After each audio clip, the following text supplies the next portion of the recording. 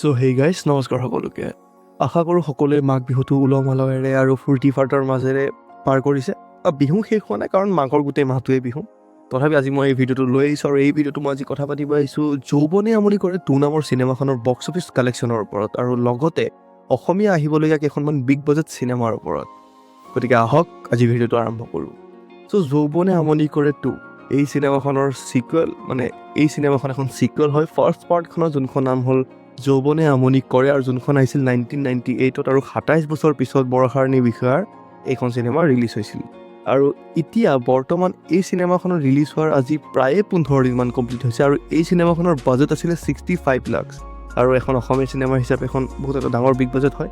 আৰু এই চিনেমাখনে এতিয়ালৈকে 52 লাখৰ ওচৰা ওচৰি ইনকাম কৰিবলৈ সক্ষম হৈছে। আৰু এতিয়া বহুতো ঠাইত এই চিনেমাখন হলৰ পৰা আঁতৰিছে, কিছু ঠাইত লাগি আছে, ডাঙৰ চিটিবোৰত ক'ব গ'লে লাগি আছে। কিন্তু মই য'ত থাকোঁ বা আমাৰ ওচৰে পাজৰে কিছুমান ঠাইত এই চিনেমাখন এতিয়া হলৰ পৰা আঁতৰিছে, ইয়াতে হলত লাগি থকা নাই, আপোনাক মই দেখাইছোঁ। আৰু বহুতো ঠাইত এই চিনেমাখন আঁতৰিছে। এতিয়ালৈকে এই চিনেমাখনে নিজৰ বাজেটটো ক্ৰছ কৰিব পৰা নাই। ৰাইজে চিনেমাখন ভাল পাইছিলে, বহুতে ভাল পাইছিলে বা বহুতে অকণমান বেয়াও পাইছে, কিন্তু তথাপি এই চিনেমাখনে নিজৰ এতিয়ালৈকে বাজেটৰ ওচৰা ওচৰি ইনকাম কৰিব পৰা নাই।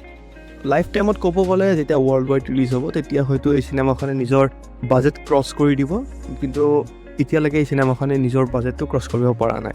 আৰু ইয়াৰ পিছতে আন কেইখনমান অসমীয়া চিনেমা আহিবলগীয়া আছে, যোনকেইখনৰ নাম হ'ল ককা দেউতা নাতি আৰু হাতী 2, আৰু আনখনৰ নাম হ'ল অগ্নিবাণ। আৰু এই দুখন চিনেমাও হয় যতীন বৰা ডাঙৰীয়াৰ।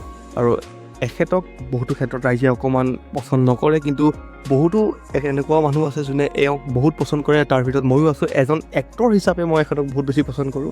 আৰু এখেতৰ দুখন চিনেমা আহিবলগীয়া আছিল, যোনখন চিনেমাৰ নাম হ'ল ককা দেউতা নাতি আৰু হাতী, আৰু লগতে অগ্নিবাণ।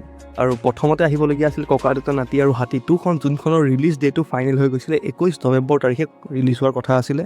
কিন্তু অলপমান বিতৰ্ক হ'ল, আৰু লগতে তেতিয়া ৰৈ ৰৈ বিনাল এখন যিহেতু চলি আছিলে, সেইবাবে সকলোবোৰ চিনেমাৰ ৰিলিজ ডেটটো পষ্টপন কৰা হৈছিল। আৰু বৰ্তমান যৌৱনে আমনি কৰে 2খন ৰিলিজ হৈ গ'ল, কিন্তু এইখন চিনেমা ককা দেউতা নাতি আৰু হাতী 2, যিহেতু এইখন চিনেমা বহুত বেছি বিতৰ্কৰ মাজত আছিলে, এই চিনেমাখনৰ কাষ্টবোৰক লৈ পেলাই বিতৰ্ক হৈ আছিল, লগতে এই চিনেমাখনৰ প্ৰডিউচাৰক লৈ পেলাই বিতৰ্ক হৈ আছিলে, সেইবাবে এই চিনেমাখন এতিয়া পষ্টপন কৰা হ'ল। আৰু এই চিনেমাখন এতিয়া কেতিয়া ৰিলিজ হয় সেইটো কথা আমি নাজানো, বা এইটো কথা আমি ক'বও নোৱাৰোঁ।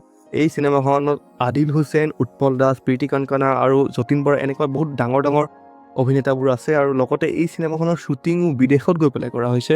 এই চিনেমাখনৰ বাজেটো বহুত বেছি হয়, গতিকে এখন হাই লেভেলৰ চিনেমা হয় ক'ব গ'লে। আৰু এই চিনেমাখন এতিয়া কেতিয়া ৰিলিজ হ'ব সেইটো আমি ক'ব নোৱাৰোঁ। কিন্তু যতীন বৰাৰ অন্য এখন চিনেমা, যোনখন চিনেমাৰ টিজাৰ কেইদিনমান আগতে ৰিলিজ হৈছিল, সেই চিনেমাখনৰ নাম হ'ল অগ্নিবাণ। আৰু এইখন এখন একশ্যন থ্ৰিলাৰ মুভি হ'ব ক'ব গ'লে। আৰু এইখনত আমি কমল লোচনক এজন ভিলেন ৰূপত দেখা পাব পাৰোঁ, আৰু লগতে এই চিনেমাখনত প্ৰীতি কাংকনাও আছে। আৰু এই চিনেমাখন অহা 6 ফেব্ৰুৱাৰী তাৰিখে আমি হলত দেখিবলৈ পাম। আৰু এই চিনেমাখনৰ ৰিলিজ ডেটটো ফিক্স কৰা হৈছে, কিন্তু তাৰ আগতে আমি নিশ্চয় ট্ৰেইলাৰ দেখিবলৈ পাম, বা চিনেমাখনত জুবিন দাৰ গানো আছে, গানো শুনিবলৈ পাম।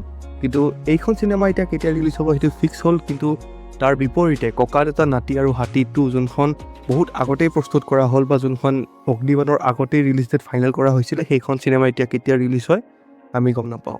এতিয়া আপুনি এই দুখন চিনেমাৰ ভিতৰত কোনখন চিনেমা চাব, বা কোনখন চিনেমা আপোনাৰ চাবলৈ মন আছে, মোক নিশ্চয় এবাৰ কমেণ্টত জনাব। আৰু ইয়াৰ লগতে অহাকালি অৰ্থাৎ 16 জানুৱাৰী তাৰিখে এখন নতুন চিনেমা ৰিলিজ হ'বলৈ গৈ আছে, যোনখন চিনেমাৰ নাম হ'ল বিহু এটেক। আৰু এইখন প্ৰথমখন বলিউডৰ চিনেমা হ'ব, যোনখন চিনেমাত আমাৰ অসমৰ জনপ্ৰিয় ইউটিউবাৰ ডিম্পু বৰুৱাই এটা কেৰেক্টাৰ প্লে কৰিছে।